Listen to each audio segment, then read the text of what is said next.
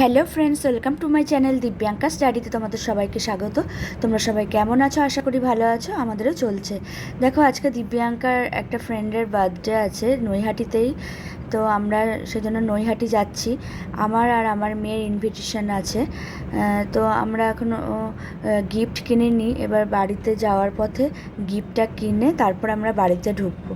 তো কী গিফট দেবো ভাবছি, তা দেখলাম বাচ্চা মেয়ে ব্যাগ দিলে বেশি খুশি হবে, সেই জন্য এই সিকোয়েন্স দেওয়া এই কালারটাও বেশ ভালো লাগলো, এই ব্যাগটাই দিলাম।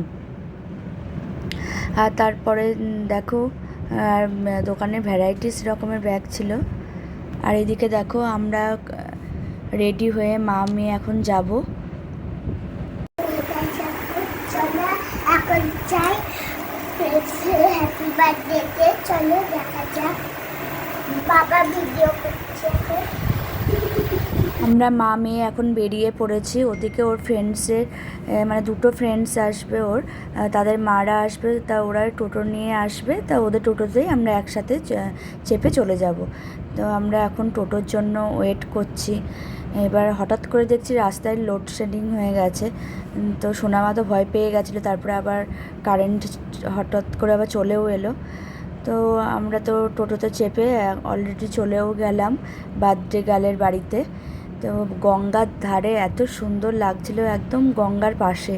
তো ছাদ থেকে আমরা দেখছিলাম গঙ্গাটা, আর আমাদের ঠিকও হয়ে গেল যে এখানে আমরা একদিনকে শীতকালে পিকনিক করব। আর দেখো বার্থডে গার্ল, এই যে এটা আমাদের বার্থডে গার্ল, ওর নাম প্রার্থনা।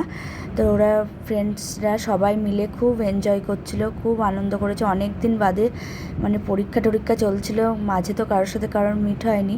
তো অনেক দিন পর ওরা সবাই ফ্রেন্ডস একসাথে খেলা করে খুব আনন্দ পেল। এই প্রার্থনা কদিন ধরে অসুস্থ ছিল, সেজন্য স্কুল যাচ্ছিল না।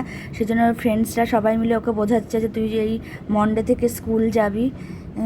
যাওয়ার সাথে সাথে আমরা মাজা আর 7 আপ খাওয়া শুরু করে দিলাম। আর বাচ্চারা দেখো না খেয়ে দিয়ে শুধু খেলাধুলাই করছে।